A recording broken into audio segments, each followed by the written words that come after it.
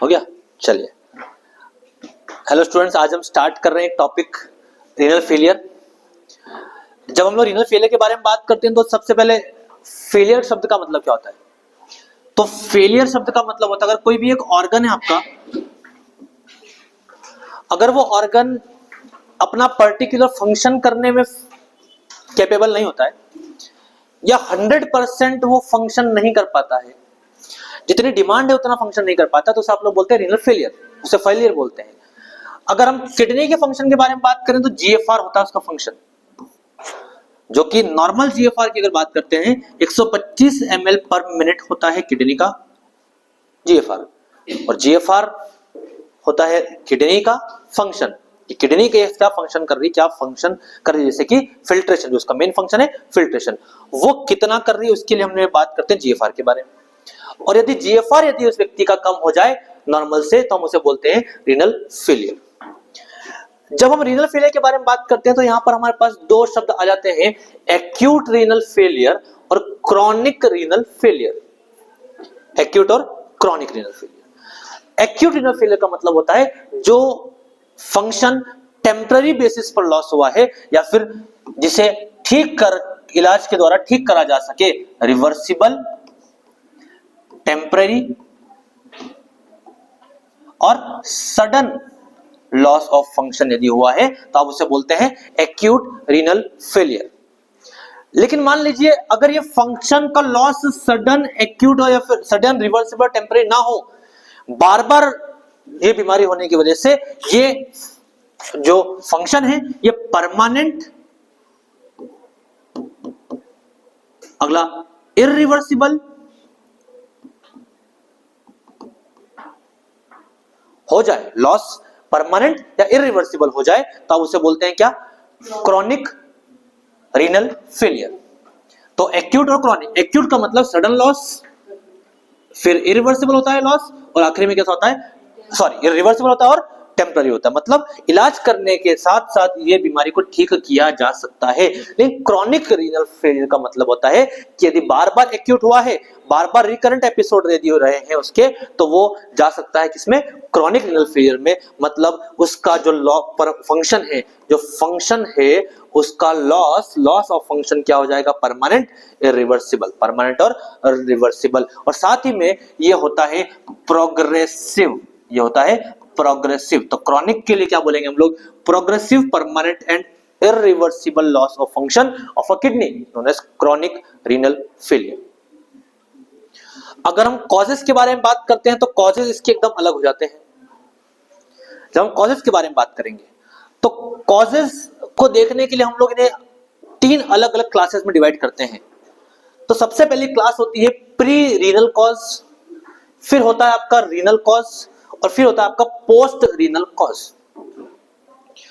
Pre renal cause, renal cause और post renal cause.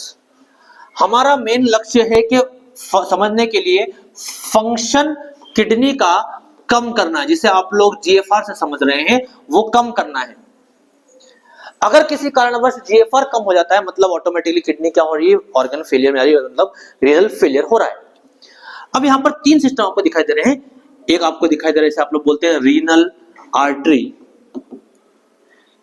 ये आपकी किडनी है, और ये है आपका यूरेटर। इन तीनों में से कहीं पर भी यदि कुछ दिक्कत होती है तो चलते इसको देखते हुए आपको पता चलेगा कि किडनी का फंक्शन ऑटोमेटिकली कम हो गया है। जैसे कि हम स्टार्ट करते हैं प्री रीनल कॉजेस। मान लीजिए एग्जांपल के तौर पर किसी व्यक्ति को हार्ट फेलियर है, किसी व्यक्ति को हार्ट फेलियर है। अगर उस व्यक्ति को हार्ट फेलियर है तो उसका हार्ट जितना पंप करना चाहिए उतना पंप नहीं कर रहा होगा, किडनी को जितना पर मिनट सप्लाई मिलना चाहिए उतना सप्लाई नहीं मिल रहा होगा। अगर किडनी को सप्लाई उतना नहीं मिल रहा होगा तो जीएफआर उतना नहीं बनेगा, जीएफआर उतना नहीं बनेगा मतलब नॉर्मल से जीएफआर कम हो जाएगा। तो जिन पेशेंट्स के अंदर हार्ट की समस्या होती है उन पेशेंट्स के अंदर ऑटोमेटिकली किडनी की समस्या भी हो सकती है, क्योंकि हार्ट फेल हो चुका है, जीएफआर नहीं हुआ। और हमारी परिभाषा है कि जीएफआर यदि कम होगा उसे आप लोग रीनल फेलियर बोलेंगे। तो ये कनेक्शन होता है रीनल आर्टरी से। मान लीजिए एक दूसरे एग्जांपल में हम लोग बात करते हैं किडनी के अंदर किसी नेफ्रोटॉक्सिक ड्रग ने आकर किडनी के सेल्स को डैमेज कर दिया। किडनी के सेल्स को डैमेज करा किसने? एक नेफ्रोटॉक्सिक ड्रग ने। एग्जांपल के तौर पर नेफ्रोटॉक्सिक ड्रग पैरासीटामोल, एक बहुत क्रोनिक यूज था, फिर ड्रग टॉक्सिसिटी वजह, किसी भी गलती की वजह से ड्रग टॉक्सिसिटी हुई और किडनी ने काम करना बंद कर दिया। अगर किडनी ने काम करना बंद कर दिया तो ऑटोमेटिकली फंक्शन नहीं हुआ, फंक्शन प्रॉपर नहीं हुआ, उसे आप लोग बोलते हैं फेलियर। तो डायरेक्ट किस पे इफेक्ट हुआ? यहाँ पर किडनी पर। तो कारण कहां पर आएगा? वो रीनल कॉज। किडनी की वजह से दिक्कत हुई तो आपने बोला उसको रीनल कॉज। आर्टरी की वजह से दिक्कत हुई, प्री रीनल कॉज। मान लीजिए दूसरे एग्जांपल के तौर पर कि यहां पर ये जो यूरेटर है, यूरेटर में ऑब्स्ट्रक्शन हो जाए, और यूरेटर में यदि ऑब्स्ट्रक्शन हो जाएगा तो बाहर यूरिन पास नहीं होने वाला, और यूरिन पास नहीं होगा मतलब अंदर यूरिन एक्यूमुलेट होगा, तो ये आगे चलकर सिम्टम दिखाता है यूरेमिया, मतलब जो कचरा बाहर निकलना चाहिए था वो कचरा बाहर नहीं निकला।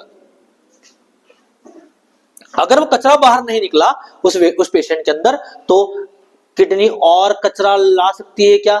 नहीं। फंक्शन कर पाएगी क्या? नहीं कर पाएगी, क्योंकि यहां पर ऑब्स्ट्रक्शन हो चुका है और किडनी को लगातार फंक्शन करने के लिए ये वाला पुराना कचरा खाली करना पड़ेगा। ये खाली नहीं हो रहा है तो नया फंक्शन किडनी कर तो पाएगी, लेकिन वो फंक्शन कॉम्प्रोमाइज हो जाएगा, कुछ देर के लिए, कुछ समय के लिए कॉम्प्रोमाइज हो जाएगा। बार बार ऐसी समस्या होगी तो किडनी परमानेंट फंक्शन करना बंद कर देगी। तो रीनल फेलियर हुआ, लेकिन फेलियर का कारण कहां छुपा हुआ था? यूरेटर में फंसा छुपा हुआ था, किडनी के बाद में। इसलिए आपने बोला पोस्ट रीनल कॉजेस, यहां पर प्री रीनल कॉजेस, ये रीनल कॉजेस।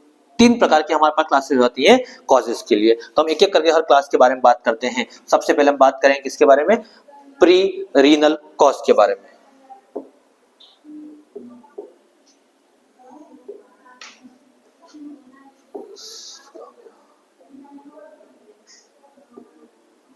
सबसे पहले आएगा आपका रीनल कॉज।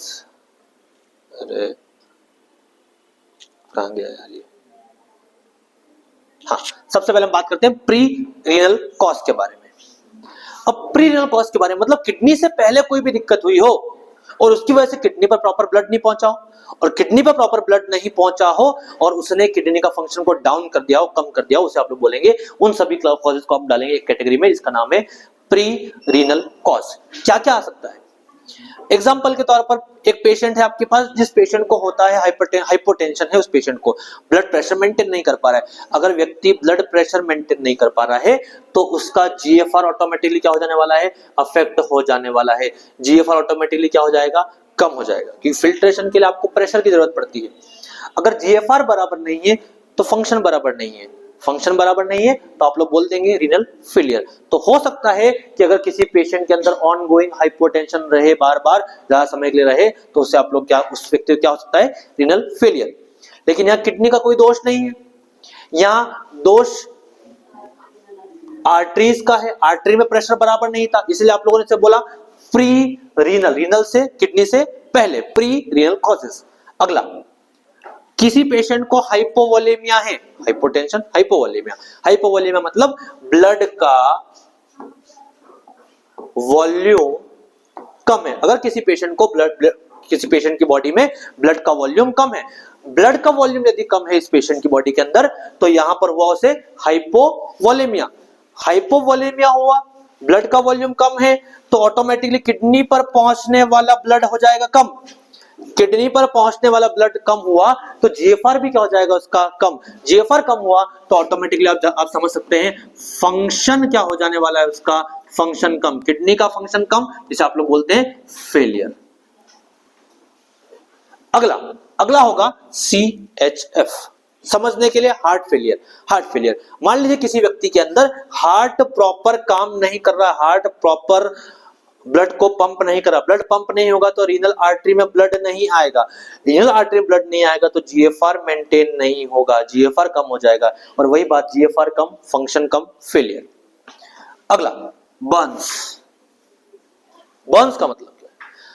अगर किसी व्यक्ति के साथ केस हुआ है बर्न का, 2nd degree 3rd degree Burns अगर हुए, किसी व्यक्ति को बर्न हुए हैं, तो उस पेशेंट के अंदर ऑटोमेटिकली वॉल्यूम क्या हो जाने वाला है? कम। बॉडी से फ्लूइड का वॉल्यूम क्या हो जाने वाला है? कम। अगर फ्लूइड का वॉल्यूम कम हो गया तो वही कहानी वापस से, अगर फ्लूइड का वॉल्यूम कम हो गया तो ऑटोमेटिकली हाइपोवोलेमिया हो जाएगा, और हाइपोवोलेमिया सब समझ चुके हैं कैसे रीनल फेलियर हो जाता है। अगला हीमोरेज। क्या है हीमोरेज, इसके बारे में बात करते हैं। हीमोरेज का सिंपल सा मतलब होता है कहीं पर भी ब्लीडिंग हो जाना। मान लीजिए ब्लीडिंग हो जाती है अंदर की तरफ, इंटरनली ब्लीडिंग हो जाती है, तो ऑटोमेटिकली ब्लड का अमाउंट कम हो जाएगा, इंटरनल हो एक्सटर्नल हो कोई भी हो, ऑटोमेटिकली ब्लड का वॉल्यूम क्या हो जाने वाला है, कम। ब्लड का वॉल्यूम कम मतलब हाइपोवोलेमिया, हाइपोवोलेमिया ब्लड वॉल्यूम कम, किडनी फंक्शन कम, किडनी फंक्शन कम, उसे आप लोग बोल देंगे रीनल फेलियर। अगला सीवियर डिहाइड्रेशन। किसी व्यक्ति के अंदर सीवियर डिहाइड्रेशन है तो उस व्यक्ति के अंदर हो सकता है ऑटोमेटिकली हाइपोवोलेमिया, हाइपोवोलेमिया हुआ, ब्लड का वॉल्यूम कम, ब्लड का वॉल्यूम कम, जीएफआर कम, फंक्शन कम, रीनल फेलियर। लास्ट में पीपीएच, जो कि हिमोरेज का ही एक और टाइप बताया मैंने आपको, उसका नाम है पोस्टपार्टम हिमोरेज। पोस्टपार्टम डिलीवरी के बाद जब पार्चुरेशन होता है, पार्चुरेशन के बाद में प्लेसेंटा जब बाहर आता है तो वो कुछ ब्लड वेसल्स को रप्चर करते हुए बाहर आता है, और जब वो ब्लड वेसल्स को रप्चर करते हुए बाहर आएगा तो हो सकता है ब्लड बाहर आ जाए बहुत ज्यादा। कई बार पेशेंट्स के अंदर इतना ज्यादा ब्लड फ्लो हो जाता है कि ऑटोमेटिकली उनके अंदर बहुत ज्यादा सीवियर हाइपोटेंशन, हाइपोवोलेमिया हो जाता है। कई बार उसे आप लोग कहते हैं हाइपोवोलेमिक शॉक, और यदि पेशेंट को हाइपोवोलेमिक शॉक है जो कि पीपीएच की वजह से हुआ है तो ऑटोमेटिकली हाइपोवोलेमिक शॉक मतलब वॉल्यूम बहुत ज्यादा कम, वॉल्यूम कम, फंक्शन कम, फंक्शन मतलब जीएफआर कम, जीएफआर कम मतलब रीनल फेलियर। आगे बात करते हैं। ये हमने बात की थी प्री रीनल कॉजेस के बारे में। अगले है रीनल कॉजेस। ये किडनी में से क्या दिक्कत है जिससे जीएफआर कम हो जा रहा है, तो किडनी के कॉजेस, किडनी कॉजेस में आते हैं। सबसे पहला कॉज आता है आपका ग्लोमेरुलर नेफ्राइटिस। किसी व्यक्ति को ग्लोमेरुलोनेफ्राइटिस नाम की बीमारी है, जो कि एक अलग से बहुत बड़ा टॉपिक है। ग्लोमेरुलोनेफ्राइटिस नाम की बीमारी है जिसके अंदर ऑटो इम्यूनिटी की वजह से आपकी किडनी प्रॉपर फंक्शन नहीं कर पाती है। किडनी प्रॉपर फंक्शन नहीं करेगी तो फिल्ट्रेशन बराबर नहीं होगा, और फिल्ट्रेशन बराबर नहीं होगा तो जीएफआर कम होगा, फंक्शन कम होगा, ऑटोमेटिकली वो फेलियर चल जाएगा। अगला, किसी पेशेंट के अंदर किडनी का ट्यूमर हो रहा है, किडनी का ट्यूमर है, अगर किडनी का ट्यूमर है तो उस पेशेंट के अंदर हम बात करते हैं किडनी का ऑटोमेटिकली फंक्शन ऑटोमेटिकली डाउन हो जाने वाला है। ट्यूमर है मतलब फंक्शन ऑटोमेटिकली डाउन हो जाने वाला है, डाउन हुआ function, kidney failure. Cyst, cyst, किसी व्यक्ति के अंदर किडनी में सिस्ट आ गई है तो ऑटोमेटिकली फंक्शन क्या हो जाने वाला है उसका, कम।